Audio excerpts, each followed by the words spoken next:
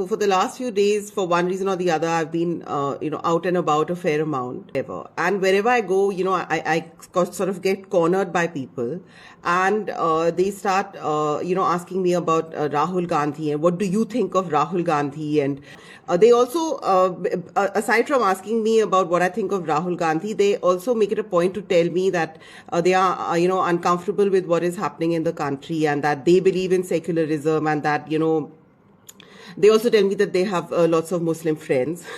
The reason why they sort of corner me and tell me all this finally emerges at the end of, this long tirade, is that there's no alternative to the BJP, there's no alternative to Modi.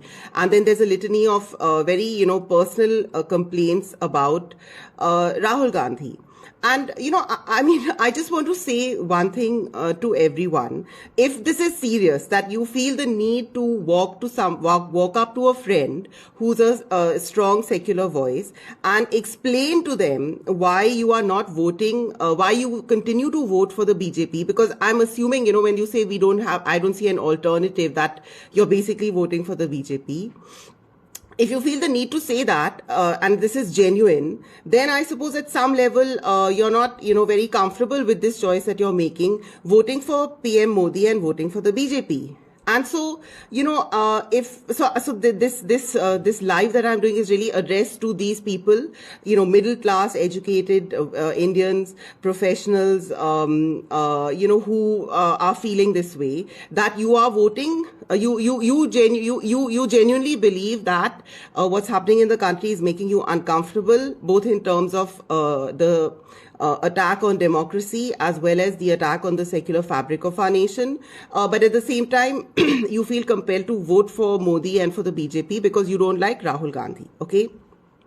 So I have just a few things to say to you. One is that, this litany of complaints that you have about Rahul Gandhi, I just want you to ask yourself, do you see all these failings that you attribute to him? Do you see that Prime Minister Narendra Modi or Mr. Amit Shah or any member of the BJP government in the cabinet, in the central government, has those qualities? Some words which come up are maturity, qualifications, competence. So, I'm just saying that if this is a genuine question, and you're not just cornering me because I happen to, be related to a Congress politician, then, do you see maturity and competence and qualifications in our Prime Minister or in the current cabinet or in any prominent voice? Okay, that's number one. Number two, when you seem to have forgotten that this is not a presidential election. This is a parliamentary democracy, and the elections are fought by parties. Prime Minister is supposed to govern on the advice of his cabinet of ministers. The way in which you frame the question kind of worries me, because if it's genuine, there seems to be a lack of understanding of how our democracy and how our government is supposed to function. It's not about one person, and if you feel nervous because you feel that the choice has to be of a person, then you have to really step back, and first you have to understand why are you participating in an election to vote at all. Because you need to understand how our system works. And once you start looking into how our system works and what it is to have a cabinet of ministers, what are the powers that a prime minister is legitimately supposed to have, what is the function that the parliament and the judiciary play in controlling and supervising and reviewing the actions of the Prime Minister and the executive, and then ask yourself the question as to whether this system will function more effectively and be allowed to do its job better under Mr. Modi or anyone else from any political party. The rise of the Bharatiya Janata Party from 2 seats to what they now claiming they're going to cross 400 seats is thanks to the freedoms and the democratic process that was brought in because our grandfathers and our great-grandfathers fought the British for our independence. Okay, so you need to, I mean, I think that you need to understand what is at stake over here. And if you're not happy with the quality of our politicians, this is something which applies across the board. Are your children going into politics? Now we are all in our 50s. Our children are going to college. Some are like, have even started their first jobs. You've settled all your kids abroad. Are you in politics? Is your brother in politics? Is your child in? No. So, it's this fantasy that you have about what kind of politician you want to see. Okay, salam to it. I would also like to see the perfect husband, the perfect politician, the perfect teacher, the perfect best friend. Okay, but the choice that you face today is the only choice that you have. It's not a choice between your fantasy politician who you want to be there and Mr. Modi. Your choice is between Mr. Modi and the politicians that you're seeing today in front of you.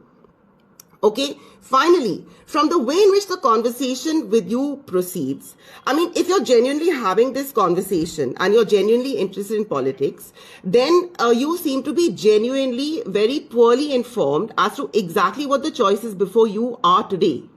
The opposition parties have come together in an alliance called the India Alliance. In this, there are parties from all over the country and leaders from all over the country which are part of this India Alliance. So the choice between you today is not between Mr. Modi and Rahul Gandhi.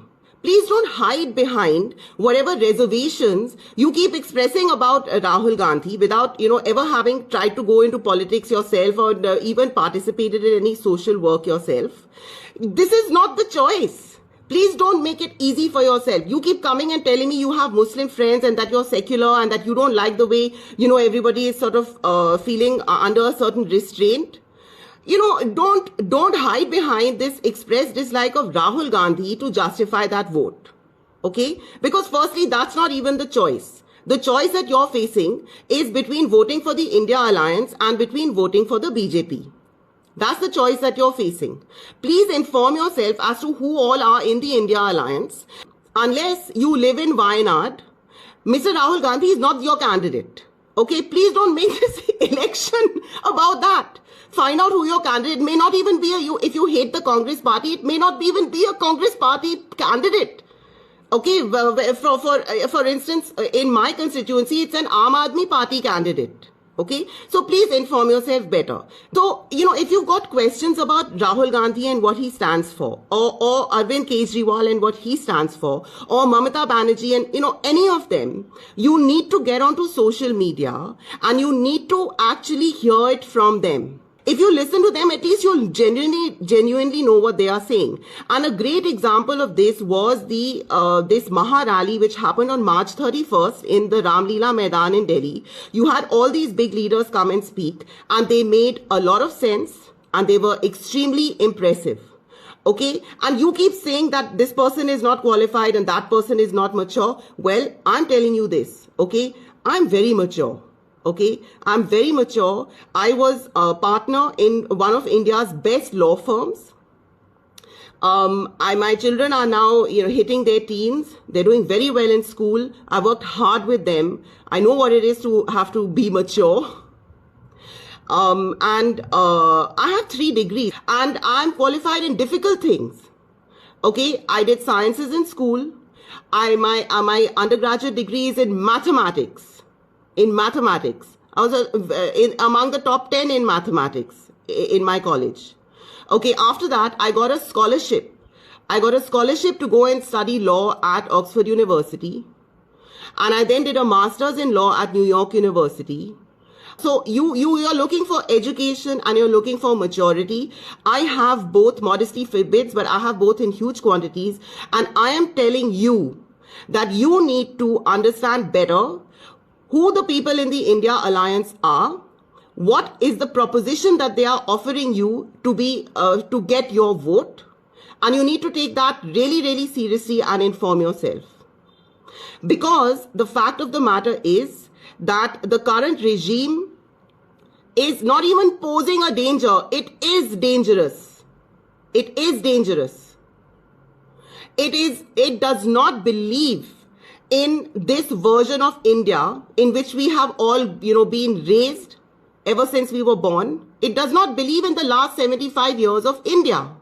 It doesn't believe in Gandhi. It doesn't believe in our freedom struggle. It doesn't believe in our freedom struggle. It doesn't believe in the ideals and the basis on which this nation was fought for. And it does not have any sympathy or deep understanding of democratic procedures and institutions. It does not. And you need to inform yourself better, especially these, educated upper middle class Indians. I'm sorry, but you just don't seem to have a proper understanding of what it is like to live in a truly authoritarian regime. You don't understand what it is like. You will keep complaining about Pakistan, but you only dislike Pakistan because it has Muslims in it. You don't care to stop and see what it is like to live in a society where there's one coup after the other and you can't rely on any of your institutions. Okay, and this is happening all around our neighborhood as well. Okay, that is what is at stake. And those people have left. Like, the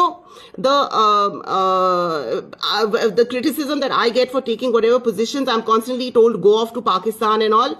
You know what? All my friends in Pakistan, and I have many, they don't live there. Okay, they left, they walked.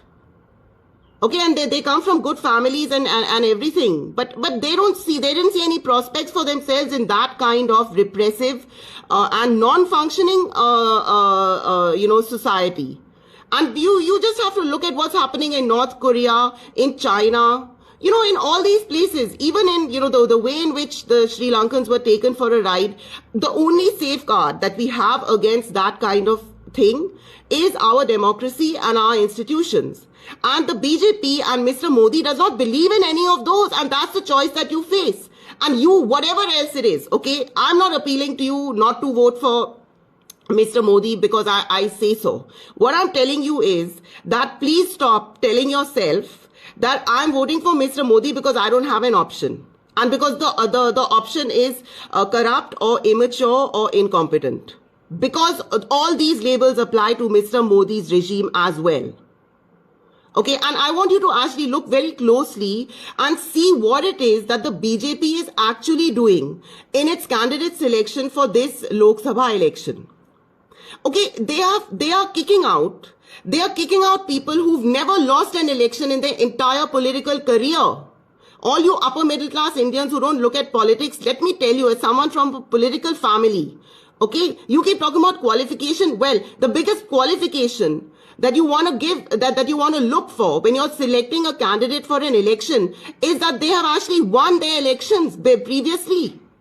5-time winners, people who've never lost an election in their career, have been thrown out. People which you say you want educated people, qualified, somebody who's held a job. These are all the things that I hear as complaints against India Alliance politicians. Well, lawyers have been thrown out. Look at what happened in Delhi. And, why is it happening? Because you can understand why anyone, whether it's Mr. Modi or any other politician, would not want to encourage people around him who are there who are dissenters or critics or could be an alternative power center. But people like Harsh Vardhan and Meenakshi Lekhi, who've been denied tickets, okay, they've been extremely disciplined members of the BJP. So she has been a disciplined, member of the party, and, she's quite articulate. She's educated, if that's what the middle. Why have people like her been thrown out? I'm asking this question to you, okay, who say there's no alternative. The only answer that I can find for why people like them have been thrown out is that Mr. Modi does not want to give tickets to anyone who could even remotely, by virtue of their education or their standing in society, have a mind of their own. Okay, so, you can't say that I don't want to vote, for the India Alliance because somehow because politicians there don't have maturity or education. When, maturity and education are very clearly two qualities that the current version of the BJP does not want. Start looking up on social media to actually listen to what these, the politicians are in the India Alliance are actually saying. Okay, they are also not saying, if you heard them at the Maha rally on the 31st of March, they're not standing there and saying, vote for me. They are telling you, listen, the choice is yours. Either you want to save our democracy and avoid a dictatorship in India or not. That is the simple choice. Jai Hind.